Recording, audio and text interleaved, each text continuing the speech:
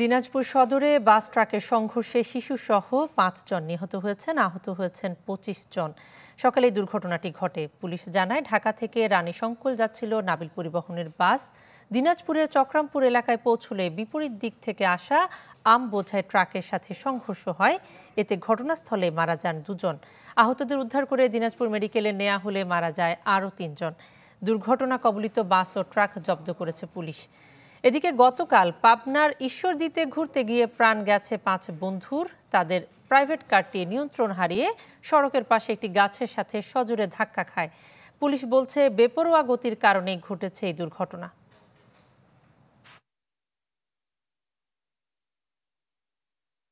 সাড়ে ৫টা অনুমানিক হারাম করে উঠে শব্দ হয়। যখন আমরা দৌড়ে আসি চলে দেখি আমের ট্রাক আর হানিফ গাড়ি, আর আগের ট্রাক অ্যাক্সিডেন্টে পড়েছিল। দেখি যে দুটাই মুখামুখি সংঘর্ষ হয়।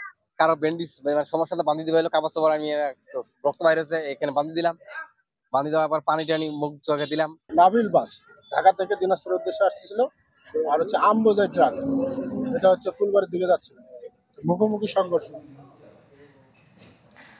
দর্শক, দিনাজপুর সদরে বাস ট্রাকের সংঘর্ষে যে দুর্ঘটনাটি ঘটেছে তারই বিস্তারিত জানাতে আমাদের সঙ্গে যোগ দিচ্ছেন বিপুল সরকার। সানি, সবশেষ কি খবর আছে আপনার কাছে? ওরা একটি দুর্ঘটনার পর জনরস থেকে বাঁচতে গিয়ে আরেকটি দুর্ঘটনা, এই কারণটি উল্লেখ করেছে পুলিশ। একই সাথে এই যে দুর্ঘটনাটি ঘটেছে, এই দুর্ঘটনার মোট 4টি কারণ এখন পর্যন্ত পুলিশ তাদের তদন্তে নিয়ে এসেছে, এবং পুলিশ বলছে এখন পর্যন্ত তাদের তদন্ত এখনো অব্যাহত রয়েছে। পুলিশ আমাদেরকে জানিয়েছে যে ট্রাকটি এই দুর্ঘটনার মধ্যে পড়েছিল, সেই ট্রাকটি দিনাজপুর সদর উপজেলা থেকে ঢাকা যাওয়ার উদ্দেশ্যে যাওয়ার সময় যে জালালপুর নামক স্থানে একটি ট্রাককে ধাক্কা দিয়ে চলে যায়, এবং এই ধাক্কা দেওয়ার ফলে সেখানে 2 জন আহত হয়। মূলত এই দুর্ঘটনার পরেই জনরস থেকে বাসের ট্রাকটি দ্রুত গতিতে যাচ্ছিল। পরে এখানে পেট্রোল পাম্পের সামনে একটি বাঁক রয়েছে, সেই বাঁকে যাওয়ার পরে ওখানে নাবিল পরিবহনের একটি বাসের সাথে মুখোমুখি সংঘর্ষ হয়, এবং মুখোমুখি সংঘর্ষে ঘটনাস্থলেই 2 জন মারা যায়। এর মধ্যে একজন ট্রাক চালক রয়েছেন আর একজন রয়েছেন বাসের হেল্পার।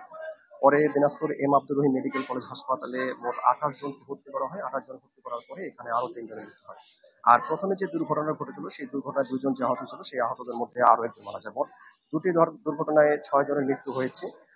পুলিশ যেটি আমাদেরকে জানিয়েছে যে এই যে বাঁকটি রয়েছে, সেই বাঁকের পাশে আরেকটি ট্রাক দাঁড়িয়েছিল। এই ট্রাক দাঁড়িয়ে থাকার কারণে সেখানে রাস্তাটা ন্যারো হয়ে গেছে, এবং বাঁক থাকার কারণে পরস্পর যানবাহন তাদেরকে দেখতে না পারার কারণে এই দুর্ঘটনা ঘটেছে। এটি একটি কারণ।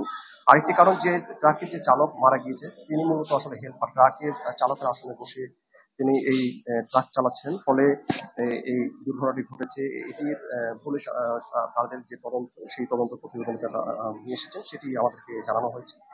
আর এখন পর্যন্ত যে 6 জনের মৃত্যু হয়েছে, সেই 6 জনের মধ্যে 2 জনের বাড়ি দিনাজপুর জেলার বোচাগঞ্জ উপজেলার, আর 2 জনের বাড়ি দিনাজপুর ঠাকুরগাঁ জেলার পীরগঞ্জ উপজেলায়। একজনের বাড়ি দিনাজপুর সদরে এবং একজনের বাড়ি ঢাকায়।